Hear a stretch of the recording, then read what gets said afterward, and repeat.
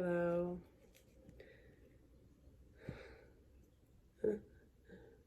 What I heard when I said that was like all the harmonies that would build on top of it, like hello, hello, hello, hello.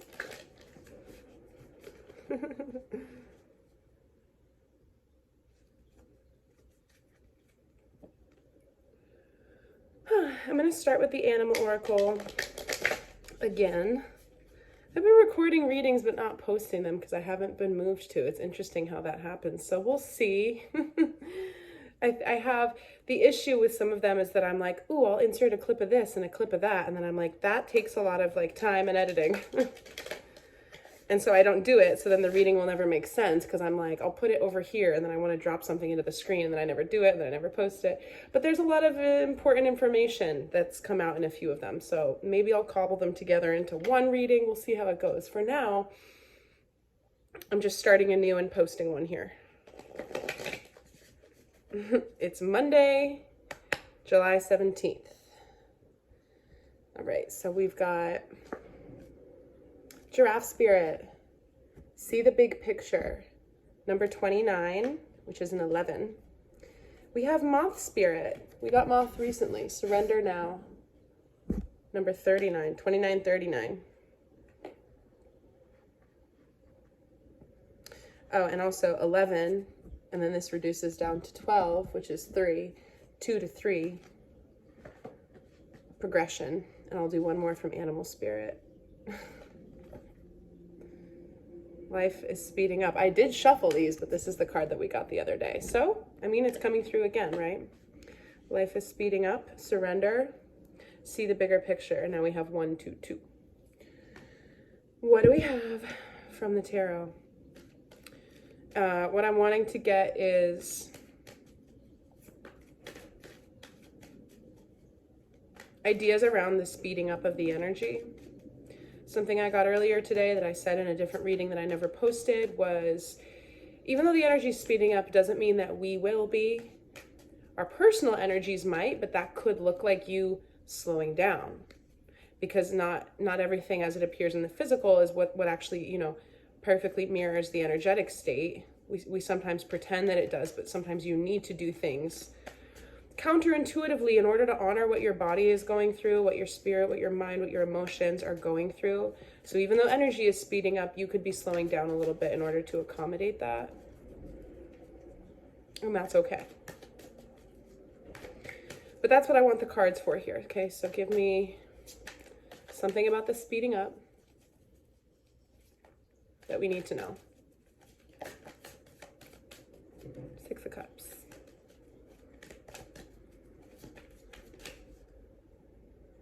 Page of Wands. The Star. One more, please. And then I'll also do top and bottom for clarifiers once we get into it.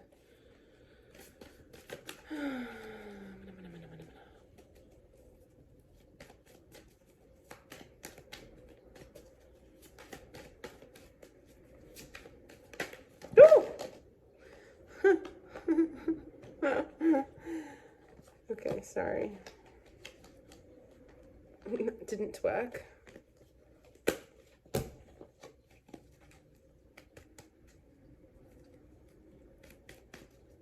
Oh, okay, all right.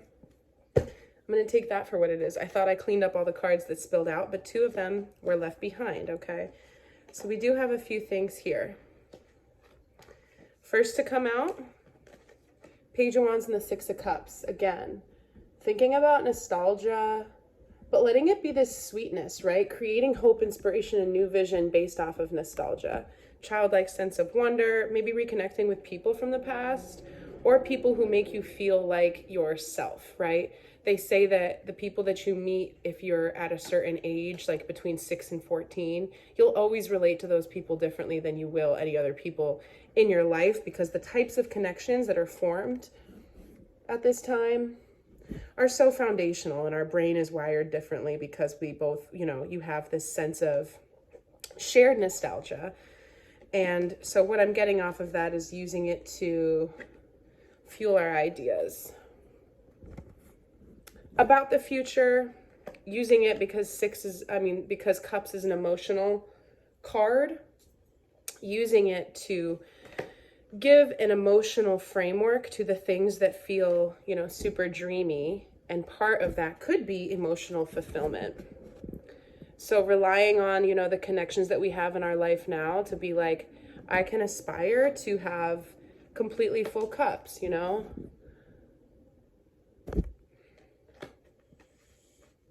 Talking and sharing with the people in your life. And then also we have death, okay? So that is the complete and full end of certain cycles.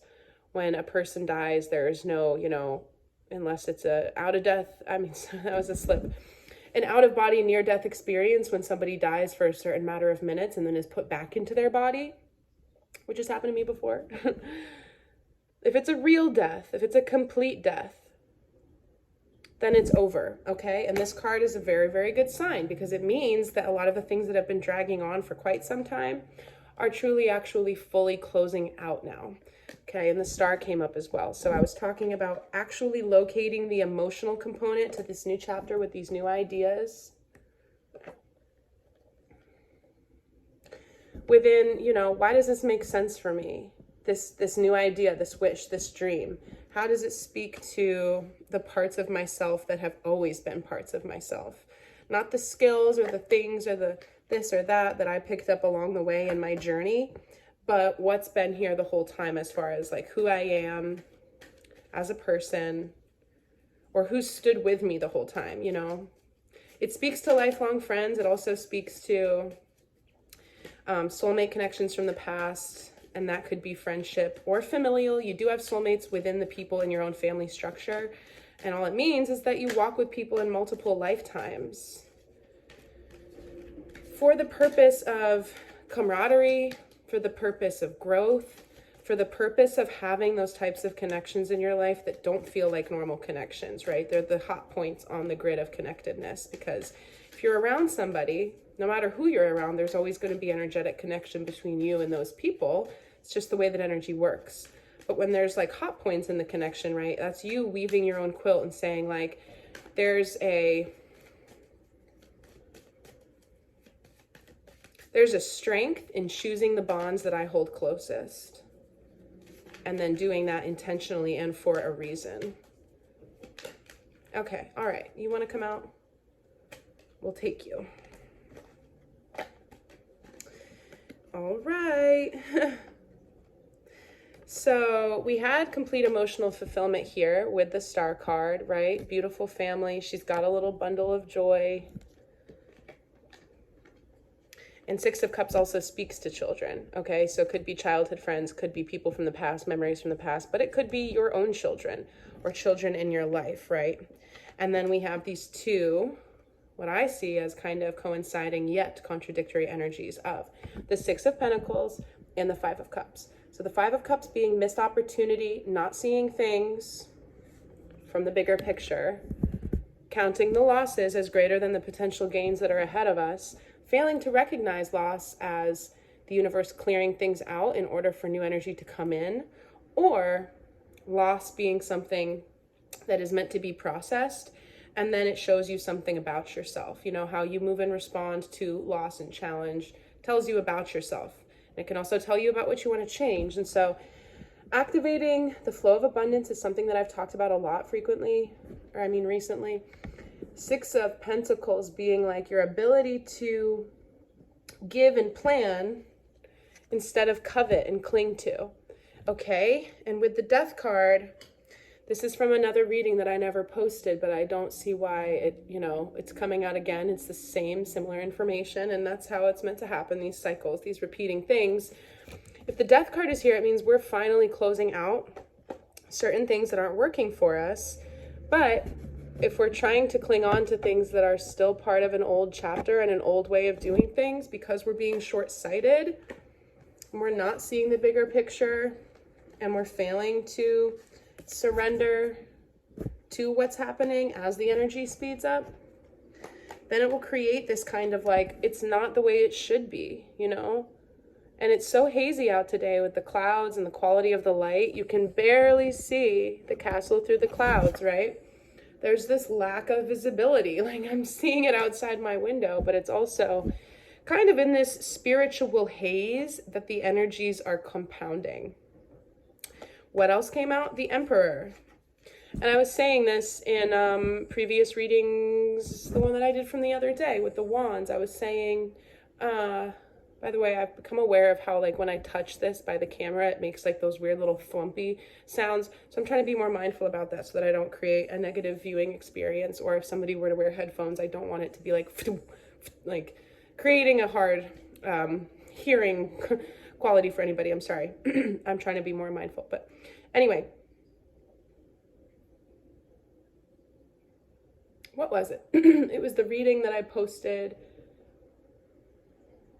Whatever, I think it was the most recent one that I posted, and there was different kings, and I said, all of this king energy is here, conspiring to come together and formulate like the Emperor, the masculine part of ourselves, the masculine part of society, and the masculine energies that walk the earth, like actual men, are all trying to heal. They're being called to heal. And so I'm happy with this. This is good. And you should be happy with this too. Because it's almost like the Emperor couldn't come out. I know the Emperor's come out in readings from past few weeks and stuff, and there's a constant presence of this energy in life, but until the Death card came out, because I feel like all of the, all of the other energies have kind of packed it in some extent in order for these types of things to completely wrap up, right? The death being the ultimate end of the cycle. So we have judgment again, like this is divine timing, divine judgment, finding a way to present itself in all situations. And we have the Four of Cups healing energy. Clarifier for the Four of Cups, please. I'm going to cut the deck for that. Seven of Wands. Okay, so, and on the bottom we have the King of Cups. Okay, so I'm seeing this kind of transition from needing to be in a defensive state and also using the idea that we're contemplating things as a defense mechanism. That's a different interpretation, but it's come out in a different way today. So I'm seeing it as something else, right? Instead of being comfortable with wearing one's heart on one's sleeve, which, by the way, he's a lot more like, stoic and kingly, but the King of Cups is part of the Emperor. The Emperor is all kings put together. So in no way is this energy not like kingly, right? There's this idea with these cards that perhaps we are in such a contemplative space of healing with the stuff that's been happening in the energies recently, that there's this inability. It's like he's in his mind, this is what he's actually doing. And that could have reached a stopping point, or it is now. Under the King of Cups is the Moon card. So again, letting kind of the cobwebs of the stale and stagnant energy be illuminated, hereby washed out.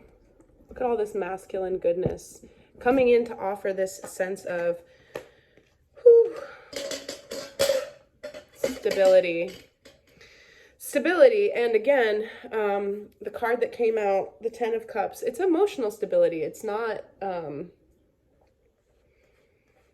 anything that can be perceived on the outside, except for the fact that when we can have this, this wish, this vision, this ability to be more self-assured from the inside out, it trickles out and it creates stability within all things. Emotional stability is a foundational energy for actual fulfillment in all things.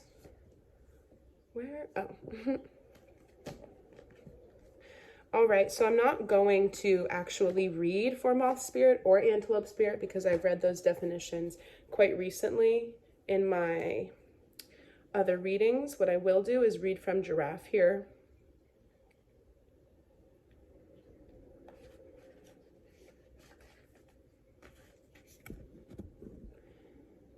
Giraffes stretch upward to reach the treetops and look down from a high vantage point. When giraffe spirit appears, it is a sign to observe from a higher view.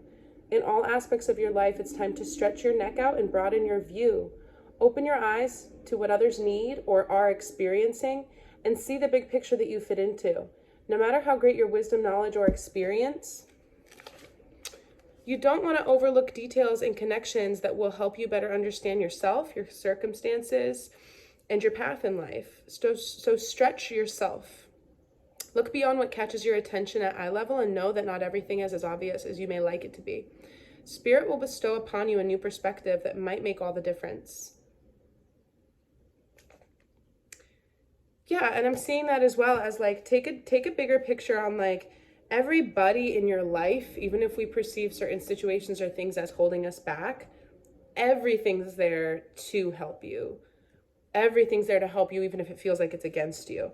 And so when you take a different outlook on the different, the things and the people in your life, even if it's somebody that you say you work or deal with on a daily basis and they're just constantly a bother, being able to pattern interrupt and invert that energy and be like, do you need help from me? Not because, there'd be fear that they'd like run all over you and be like, yeah, can you do this, that, and that? Because you're not at risk of being taken advantage of, because you know exactly how to create and establish clear boundaries and be like, this is what I can do for you. And that alone. We always have something to offer the people around us. So I'm seeing that as a need to take a higher vantage point on this kind of transition as life speeds up. Again, what I've said in other readings recently is that like some of the stuff that used to work for us no longer works. As the energy speeds up, we have to kind of make sure that we're seeing multiple sides of like this. If your situation is like that, you're never going to be able to see this shape in totality unless you continue to pivot around it and allow it to be more complicated than you think. As that interpretation said, there's more to the situation than meets the eye, and it's going to require you to stretch yourself. Giraffes with the long neck, they're constantly stretching themselves towards the sky in order to, reach for greater and higher. And it's not like, this exhausting way. It's because we're capable with new energy. It's actually going to feel good too, right? You don't want all of this new energy to come in and then be like, it's getting all constricted, right? It feels good to stretch our ideas or our minds or our inquisitive inner nature into things that we haven't done before when we have the ability to do so, because that's what we're, designed to expand into. So talking about the edges of the comfort zone, I think I will post the video that I did earlier because it's I'm already referencing it, so it needs to be as part of the journey. This one will come first and then that one will come, so whatever, I don't know. Maybe I should make playlists. I made the Italy playlist when I was traveling, and now I'm just kind of posting. But yeah, I was talking about the edge of the comfort zone. Even if the comfort zone, I was likening it to like the space that the movers are going to move some furniture into. Okay, so if the door frame is this big and the couch is that big, it just needs, half an inch more to be able to fit through the door. The universe isn't going to be like, all right, blow it, knock it down, like just bust through there anyway. It's going to be like, we just need a little bit more room to safely deliver the thing through the passageway, right? The comfort zone, you almost have to expand just a little bit more in order to let the blessings through. And there is no, well, I've changed things, I've done things, that's enough. No, there's this desire, even if we're not realizing it consciously, to actually continue in the way of speeding up, even if we are tired. Because like I said before, even though things are speeding up, it could mean that you are speeding up with your ability to give to yourself. Maybe you don't let yourself get as entirely run down as you used to. And with more of a quick response time, you can be like, you know what? I'm going to walk away from this person or thing or activity. I'm no longer, feeling effective at it. I need just a little time out. Or maybe it could be like, I'm going to proactively stay hydrated today instead of letting myself get dehydrated and letting myself get dizzy, Keep my little snackies around and make sure I get what I need. So in the spirit of taking care of yourself and slowing down, there is also this speeding up, which is sort of inevitable right now, but it is, they do go hand in hand. And what flew out there was the Magician. So that's again talking about like our ability to co-create, a newfound ability to co-create. Even if you've been on board with manifestation and co-creating your reality for a long time, it's like, whoa, I have a new set of things to rely on in my little arsenal, in my spiritual toolkit. The sense of the sense of things that I rely on and take with me and use to weave matter and create my visions and actualize them, I've got new stuff that's helping me to be able to do this and being able to kind of exercise that. Part of that is stretching of the neck of the giraffe. All right, with the Magician, we have the Knight of Swords and the Five of Pentacles. So again, like, I'm seeing this as kind of a courageous time to be able to move beyond limitations of not having enough, not being enough, embracing a sense of worthiness as we feel comfortable, like, bestowing that upon ourselves. And that's, like, you know, it's a hard thing to do. I'm not going to talk about it too much because I touch on it a lot in the other reading that I'll post. I'm thinking about knights in battle back in the day, you know. I don't think any person wanted to stand there when the two, like, armies, like in the movies, how you see it, they, like, come up again, and then, like, the two guys with the horns come out and do their battle cry or whatever.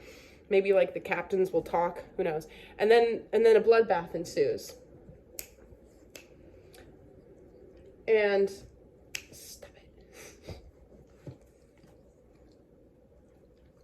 I don't think any of them, you know, want to go there in order to die or suffer. But the way that they, I guess, convinced all of the, I mean, there's sort of this primal, biologically wired masculine drive to be of service and protect with the knight. And that's why so many, like, men willingly join the military, even though it's kind of a scary thing to think about, because there's no greatest honor, right? That's sort of this historical thing, serving the country, protecting your people. It's a duty. That doesn't mean that it's not, like, fearful, that it doesn't require strength, and that it's anything that's inhuman, right? Soldiers, people in the military, knights, like, if you think about the way that they used to do warfare, I mean, the way that they do warfare now is pretty brutal, seriously brutal. I mean, it's always been brutal. Warfare is not my favorite topic, but I'm just thinking about, you know, these metal breastplates and the swords and the helmets and the horses, the poor horses. It's not that they weren't anything other than human. It's that they had to kind of employ and call upon this inhuman strength, right? Or this faith that if they died in battle, they died for a good cause. And I'm not trying to get all dramatic here, but we have it within us to kind of face the fear of not being enough, not having enough, and surrendering. Affirmations that might be helpful right now is like, I have everything I need exactly when I need it.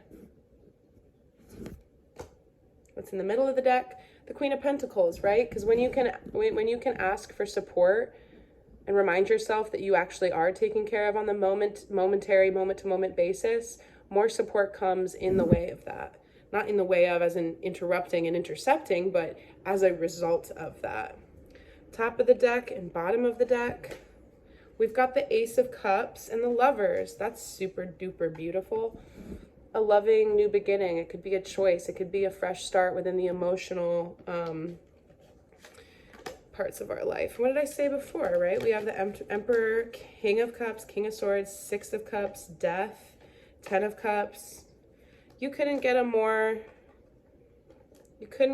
loving situation unless we pull the Empress, and that decides to be out here too with the Emperor. But, you know, the Lovers, the new beginning with love, the sense of, like, meant to be-ness, I almost get with that.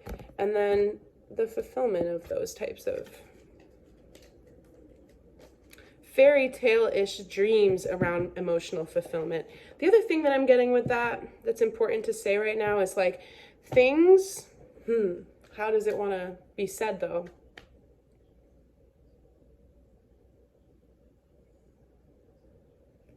Things that actually fulfill us might not be as we, you know, thought they would look or appear to us. And so there's a need to release control around how the things that are actually going to bring us peace and fulfillment look, not how they feel, because how they feel, it's going to feel right, you know. And I don't mean it's going to feel right because it's somebody who reconfirms the way that you were treated by somebody abusive, so it reinforces a trauma bond and it's unhealthy at a fundamental level, so you're drawn to it. No, I mean that we've done the healing enough to not attract situations like that anymore, and it feels right.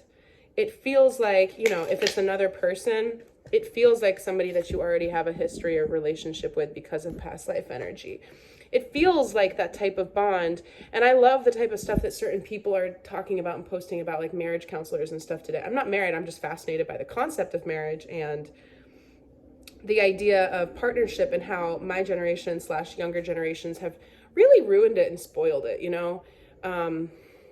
I saw this thing the other day, and it was this text thread between these two people on Tinder, the dating app, where a guy had confirmed this date with this girl, being like, hey, I'm excited for tomorrow. It's so hot out. I thought we could just go get some ice cream. And she writes back, no offense, but I'm a 26-year-old woman, and I just see somebody offering to take me out for ice cream as the bare minimum, and I'm looking for more.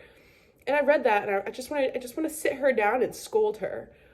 Like, not only, like, you had already been talking to him, you know, the little thread had some like little chats in there. So he's just reaching out to confirm, has this idea. You could have thrown something else out there, but on top of that, like, he's not sure about you either. It's a first date. He doesn't have to be sure about you. You know, you're a human, he's a human. You don't walk on water. You get to assess him and he gets to assess you. And you don't want it to be some type of involved crazy first date, because what if it doesn't go well?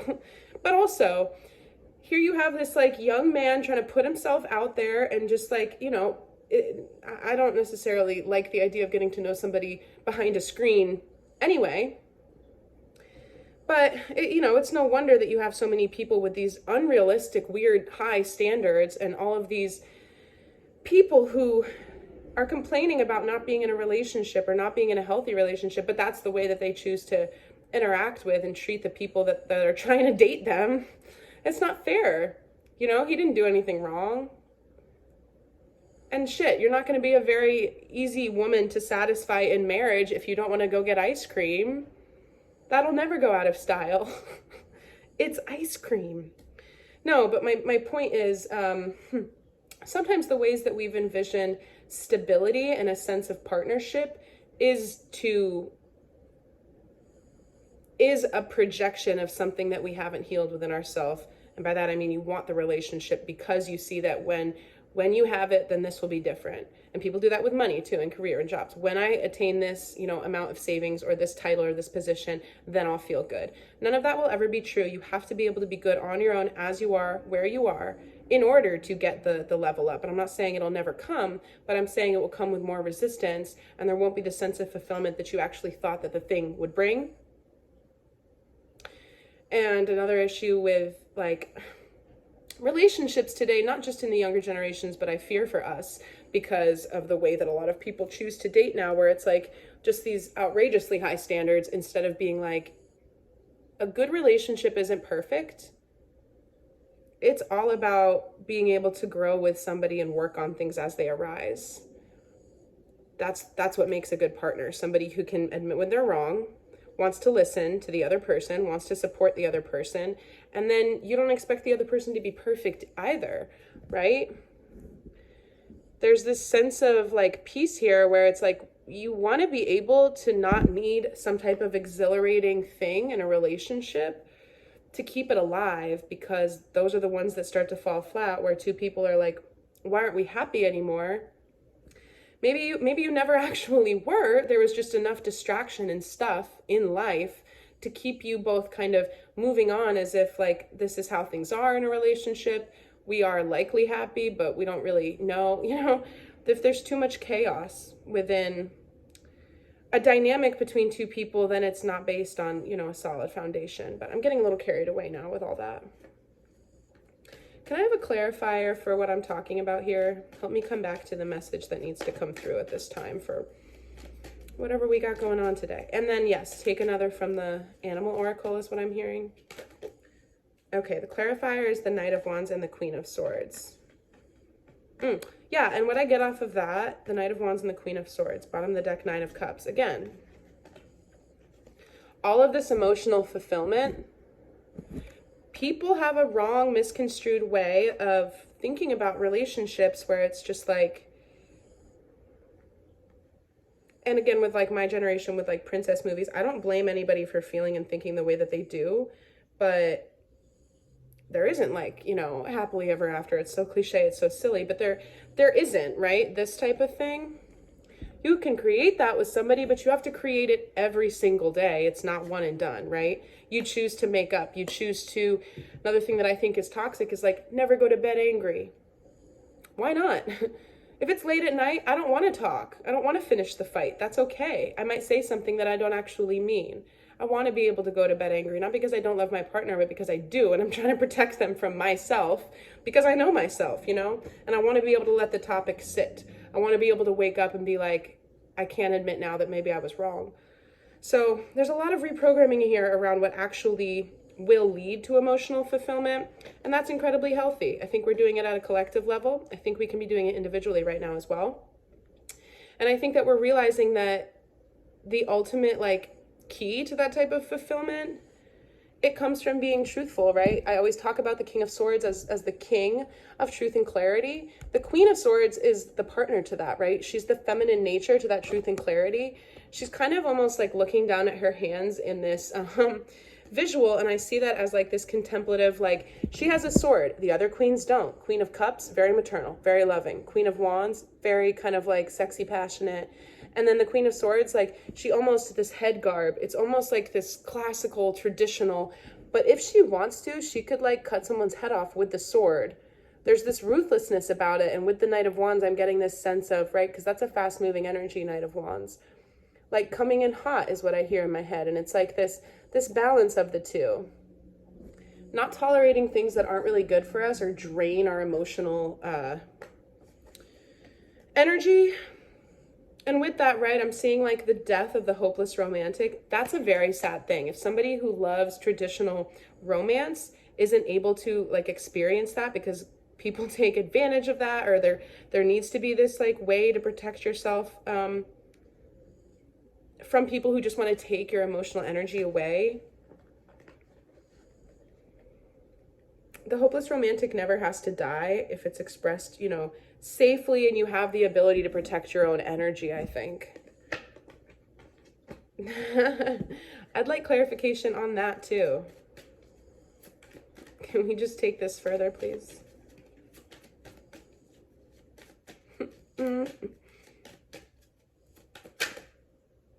It's the Hermit.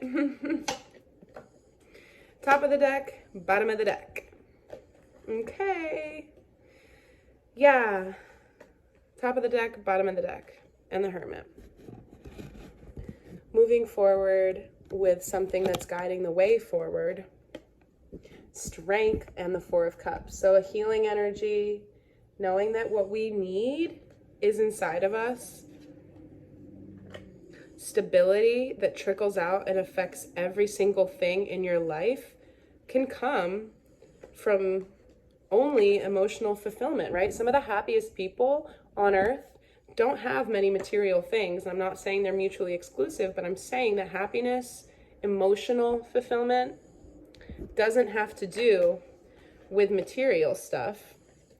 It comes from being strong enough to face things and clear out things of the past that don't serve you. Take that solo journey and then lay down the burdens of the past.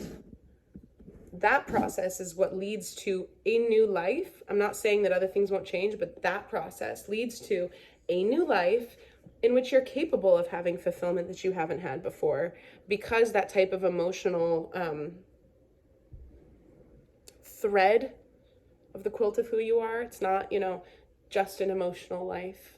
We're not like mermaids basking on a rock, just loving on each other, but that would be nice. Okay, yeah, here, the Hierophant, okay? So these high, committed, new types of relationships. I'm seeing this as a relationship to self, though, too, because of the Hermit, because of the Four of Swords, and because of strength that just all came out together. So it could be relationships that are practically applied in our space, even if they're platonic or for the sake of growing and building ideas. Because the Hermit, as I've talked about in the past few readings with the star, I'm seeing the star in the Hermit's Lantern as representing the star card, which came out, I do believe. Yep, we have her. I'm not being mindful of the microphone again. I'm just thwapping things down.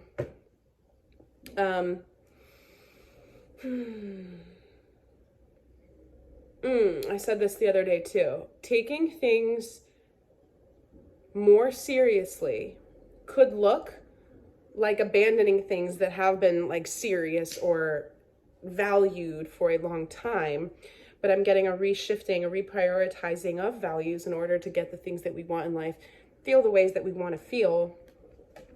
That's all very serious, you know? Taking your own happiness seriously is incredibly important. The Hierophant is here to give us permission, I think, to do that. And I'm going to get top of the deck and bottom of the deck again. Oh, well, yeah. Laying down the burdens. I already showed this card. But what else do we have here? And this was to clarify the Hierophant, okay? We have the Seven of Pentacles and the Wheel of Fortune. Seven of Pentacles is saying that it doesn't mean that you're abandoning the notion of hard work. It means that the things that you put your work into are meant to be things that you get things out of, you get things back from. I'm seeing this clearing of this circuitry where the right wires are now connecting in order for the flow of the current to be reciprocal, mutual reciprocity, symbiotic relationship.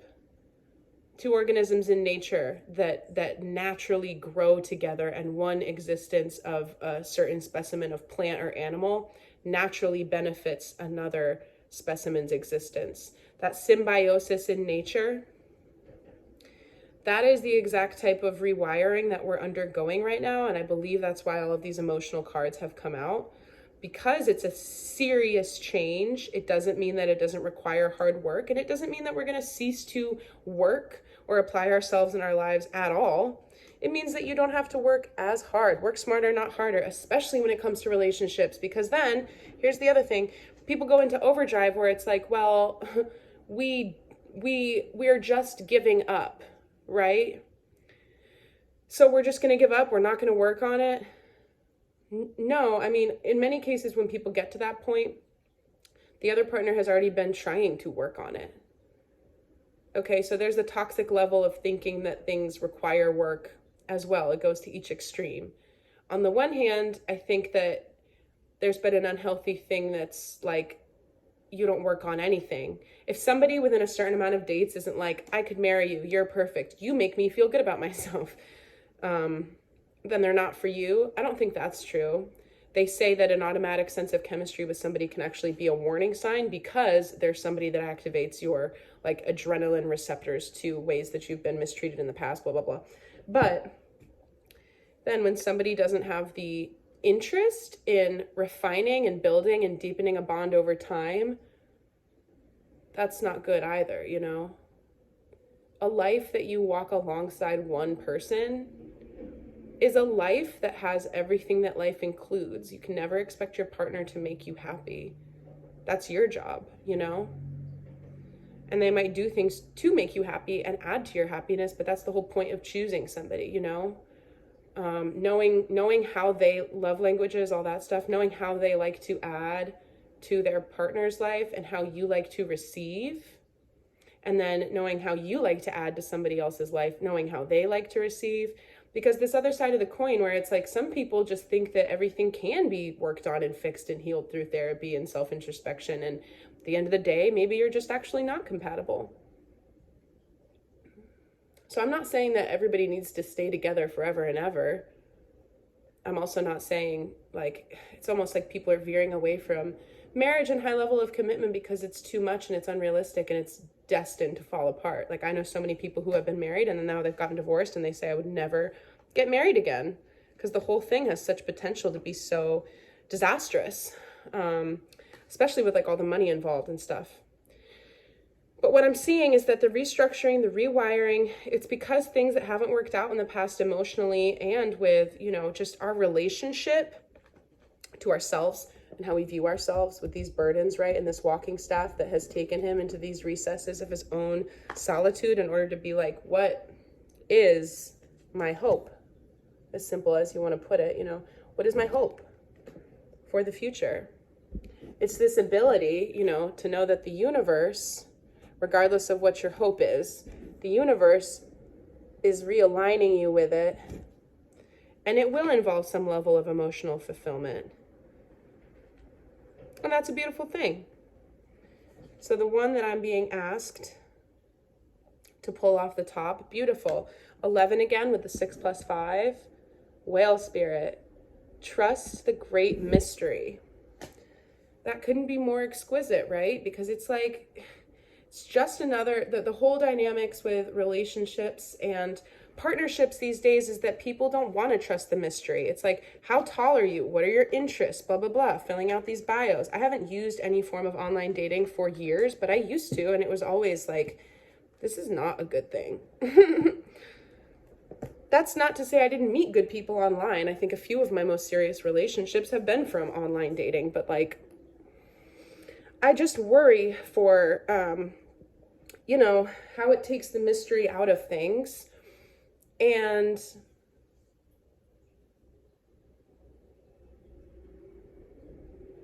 how it's not helping the masculine collective heal itself, you know? I do think that there's a lot of things that have gone wrong and are wrong with the way that men treat women, but at the same time, I don't think that women make it easy for men. Again, with that message, I just want to go to her and be like, you know what? I'll go out for ice cream with him. You can stay at home and be a little grumpus. I always want ice cream. And then, like, what if that really took a lot out of him in order to say, and now he's not going to ask another girl out for a long time? Like, you know, hopefully that's not the case. But what if, you know? And that's a small, small little example of how unkind and cruel young women can be to men. It's like, there's no need for that. There's no need for that. Why do you need to act like it's like the 15th century and somebody's going to joust in order to, you know, show their merit? What are you going to do? I don't know. I think if somebody's like asking for somebody else to prove themselves, then they're projecting a little bit, you know, maybe feeling a little insecure about what they have to offer. Or not, you know, there's a lot of really amazing high level women, you know, who have overcompensated in this world because of the whole feminism, masculine thing. A lot of women, because we moved away from this idea that women stay home and raise the children and stuff, and more places in the workforce became open, you know, this is less than 100 years ago, right, to employing women. That's kind of recently been happening in the greater picture. And therefore, that type of stuff is shared career responsibilities. But how that ends up happening, and I am not a marriage counselor, I'm not married, blah, blah, blah. I know that. However, I'm interested in it. And so I end up listening to things about it, be it podcasts or reading articles, whatever it may be. There was a divorce psychologist that I listened to the other day, and he said there's a common theme around the types of people who he's coaching.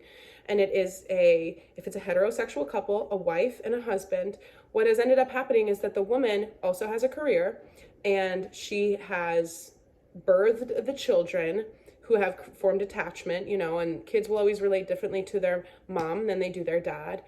And the pattern is that the women kind of become the silly putty that seeps through all the cracks.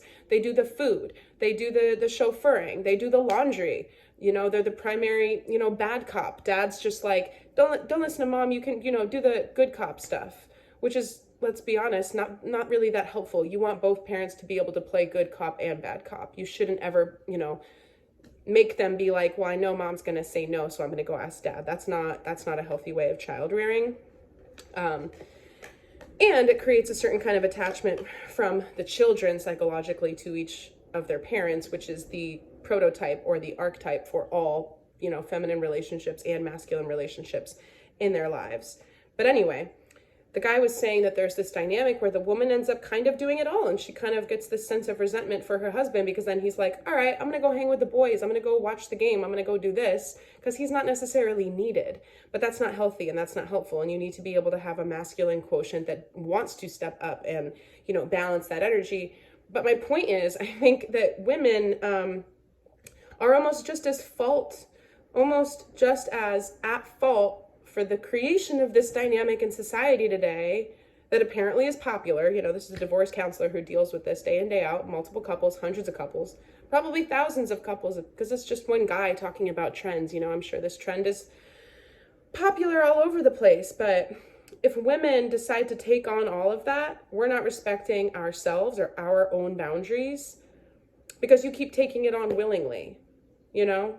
Everything in life is consensual, and you can blame other people and be like, well, it's because you didn't step up. And here's the thing. If you do it, then that person has no need to step up. So you need to be able to say, like, I'm at my max. Know when that max is actually achieved, because a lot of the times people go past their maximum. And now this is applying to, you could apply this to a bunch of different types of parts of a person's life, but you have to know when you're reaching your threshold, and it's almost like eating healthfully. If you're almost full, you stop eating because your body's going to catch up, and that full, complete sense of fullness will start to ensue as you give your body the time to adjust and digest, you know? If you're almost overwhelmed, you stop a little bit before you get there, because then you know that you've reached your limits, you can't take on any more. And then there's a space that's left for the husband or the other caretaker or the other party or the collaborator on your team at work or whatever it is to come in and be like, oh yeah, there is an empty space there for me to fill. There is something that I could do. So I see this as happening a lot with like women today in the world as being like, you know, just because you can do it all doesn't mean that you should. And that's not even the real message. The real message is like, It takes me back to whale spirit. Trust the great mystery. I think that it's almost this dramatic response to not wanting to be like damsels in distress. And a woman, a lot of the times, like a wife will be like, well, I didn't trust that it was going to get done. That's why I went ahead and did it. You know, you never do it anyway. So I just went ahead and did it. And that's not a good way to have a balanced partnership. I'm also seeing this as the masculine and the feminine inside of a single person. So there's this like dramatic overcorrection to be like, I have to do. I have to, you know, apply and force things out in the world and be this, you know, force. And if you just push things along blindly, there's no space to even receive the merit of your efforts, you know? Feminine energy is all about being receptive. We're in this beautiful Cancerian new moon. There's a new start here. And I think that we need to make a little bit of room in order to receive some of the goodness from the stuff that we've already put out into the world.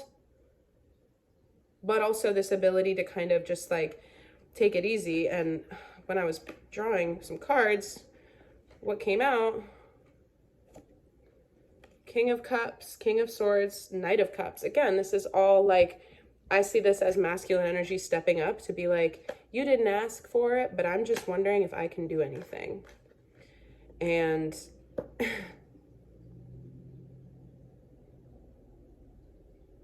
yeah, I'm seeing like fathers across America with their beer cans and their football and their camaraderie and like,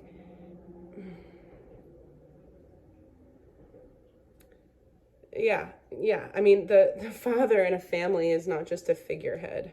I don't feel that way. I'm just saying that because that's coming through my messaging. Okay. But it's no matter what the issues in a partnership are, it's both parties' responsibility to fix them. Fault and blame aren't productive tools. Identifying dynamics and patterns that involve both parties, that's the productive way to go about things. So, I mean, I like this. This message is not what I thought it would be, but it's what it needed to be. Okay, we're talking about healed masculine energy and working together, you know, creating stability, working together. Clarity for Five of Cups, please. I'm cutting the deck. Ace of Pentacles. Yeah, okay. Oh, it wasn't Five of Cups. It was Five of Swords. I misspoke.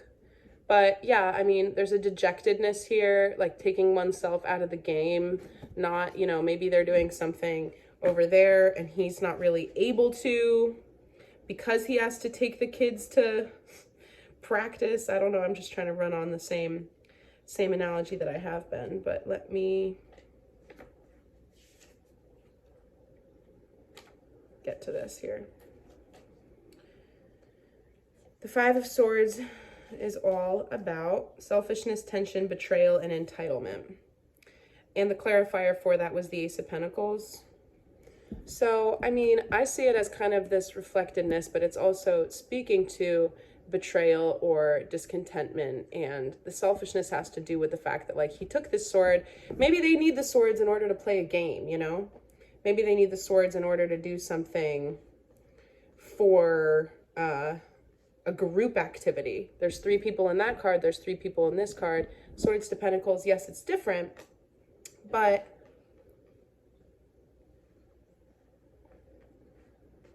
I'm gonna get one more. The Sun. Okay, so what I'm getting off of that now, 5 of Swords, Ace of Pentacles, and the Sun. A new beginning that involves happiness, you know, can't be done on your own. There is a need to kind of be, from an emotional space, creating an idea of stability and collaboration and emotions and emotional fulfillment. That doesn't just come from partnership, romantic and sexual and loving partnership. It also comes from, like, who do you feel you're best around?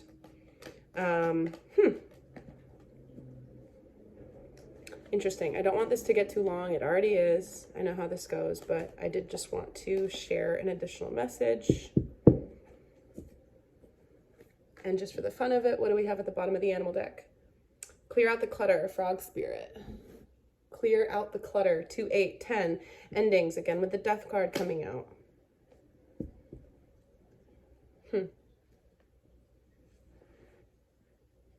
I wonder what I'm going to call this video, because it's this interesting kind of relationship dynamic ramble.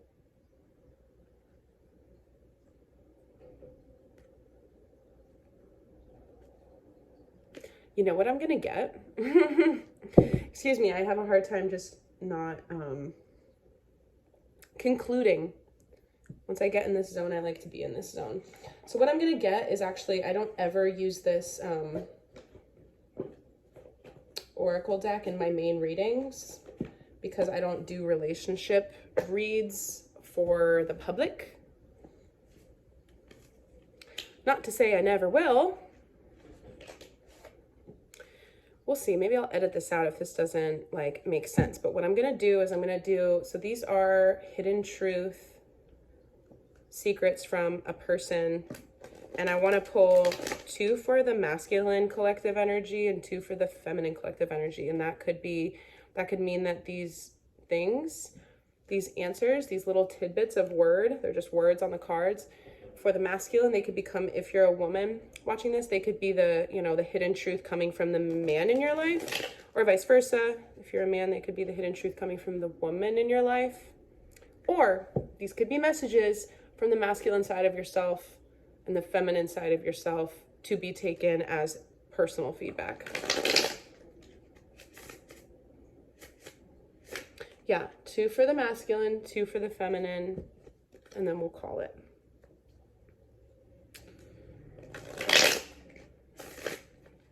Okay. Masculine, masculine, feminine, feminine. Masculine things. It says, it was my fault, but I blamed you. That has to do with taking accountability. Those cards that I've already put away with the healed masculine energy of King of Cups, King of Swords, the Emperor. What's really common when men were boys is to be told not to cry, you know, or not be emotive. I give any father so much credit for, you know, just letting their young boys cry if they get hurt, or, like, even if it's not a boy, like the way that parents, you know, what you're inclined to do if you have a baby or a toddler or even a child who's not even that young crying is that you say, like, you're okay. But for them, they're not okay. You know, even if it's a stubbed toe and you know that they're going to be okay, the parent will go to calm the child down and say, like, you're okay. And you're actually kind of invalidating the fact that they don't feel okay. You know, instead of going to them and being like, that must have really hurt. You can cry for as long as you need to, and I'll be here. And not to enable your child to, you know, cry wolf as an intention grab and that type of thing. But you let there be enough space for the appropriate amount of emotion that a child would have. And they express that emotion, and then they know as they grow up and they get older that expressing emotion is okay. because what I'm talking about is a lot of men in the world who have unhealed inner wounding from core programming throughout childhood and also society. They have a very, very hard time accepting blame because when they messed up as a child, it was detrimental, right? They would get beaten or scolded or told that they weren't, you know, man enough or whatever it may be. So from the masculine collective energies, it's this healing, again, with Four of Swords. That'd be going into the Hermit energy, going into your own space to be able to see that, you know, there was fault, but the fault was projected as blame. So many things remind me of you. That's nice. Take that as it resonates. I don't want to dig too much into these because they're so incredibly specific. From the feminine energy, we have, I am not available and I feel you even though we are apart. So that's that kind of like emotional, intuitive sense of the feminine energy. And again, if you're a man watching this, this could be a female energy that you have on your mind saying this to you or about you. I am not available. Yeah, maybe there's this need right now for the feminine energy to kind of rest and recalibrate because there's no availability to give. And I'm seeing that like overactive housewife again of doing all of the stuff. Being able to, within the female energy, to be like, I'm at my max. I need to rest and recalibrate. I'm not available to give any more of myself because the feminine energy is intrinsically designed to receive. I can't help myself. I'm getting one more for each. Clarify that I am not available. I can't stop thinking about you. That's for the feminine energies. Yeah, I take issue with these cards because they're so specific, so it gets a little dicey when you're reading for like a collective or even, you know, just tapping into certain energies. I mean, these things don't necessarily go together, yet they do. And I'm getting dolphin spirit again. That energy both can be true. Things can be this and that. So on a collective level, I would see that as like, even though females are hard to date in the world today, you know, I still see this as like, there's still this dream or this desire to be in a union type of dynamic with another energy. Even if, you know, she texts back, I'm above ice cream. I'm better than that. Don't believe her. Because she can't stop thinking about that desire to be in a partnership.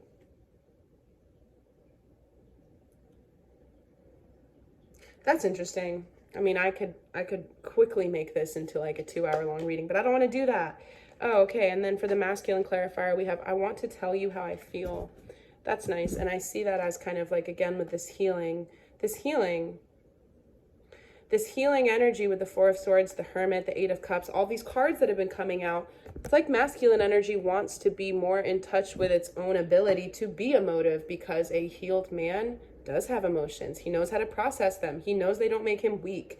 He knows how to share them with other people. And because of that, he actually attracts a partnership that's going to pour into him as much as he pours into his partner. And yeah, I see that as being really beautiful. I'm going to cut the traditional tarot to clarify the masculine and the feminine energies because it's just not enough. I want more. More information. Maybe a person would say like, well, a good reader can do a lot on just a little bit of cards, but I see it as a flow, you know, keep it flowing. It was my fault, but I blamed you. I want to tell you how I really feel. So many things remind me of you.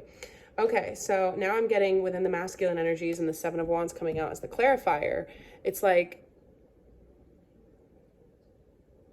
this energy beating things away, beating things down. It was my fault, but I blamed you. There could be feelings in a situation, but he's not willing to admit them or see them. And then it's almost like batting away these synchronicities. If somebody's dwelling on somebody, you will see signs of them everywhere. That's just a fact.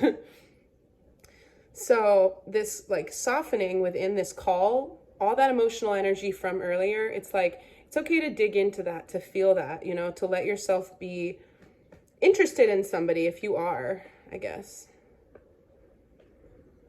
Maybe I should become a love tarot reader. I like this. And the feminine clarifier card, cutting the deck. The Artist. Yeah, so I feel you even though we are apart. I'm not available. I can't stop thinking about you. I don't know. I sort of feel like the feminine energies are cooking up something. And because the feminine energies, like right now in the collective, there's this self-driven, beautiful frontier with like female energies being seers and leaders on the spiritual level, that it's triggering kind of a collective awakening within a male collective to be a little bit more in touch emotionally and stuff, and try to be like, hey, there's a little bit of space here where I could do something and add value. Emasculation, right? A reverse emasculation. I have so much to say about it. Okay, I'm getting that Eleanor Roosevelt quote. Nobody can make you feel inferior without your consent. And that's playing on both parties, both masculine energies and feminine energies right now in the collective. With the Artist being the clarifier card for these energies,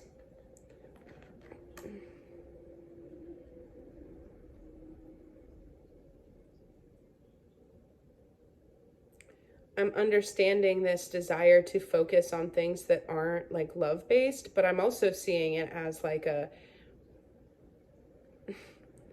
I feel you even though we are apart and I can't stop thinking about you. It's almost like the thing in the middle, I'm not available. It's almost like that is like a front or something that is appearing to keep the mind busy, right? Like I'm simply not available. I'm working on things. And I'm saying this because like I'm an artist and I'm like in the female collective, but I also have, you know, masculine energy as a human who has both. And so I'm trying to process this on multiple levels so that I can give the best read of it available. Clarifier for I am not available for the female collective. It is as I suspected.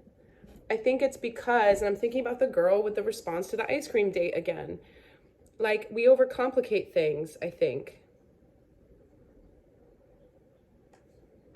Wanting the ability to feel love with somebody, but not being available for it, right? She shut down the date before she even went out with him because she decided that he wasn't high level enough. She said, taking me out for ice cream would be the bare minimum.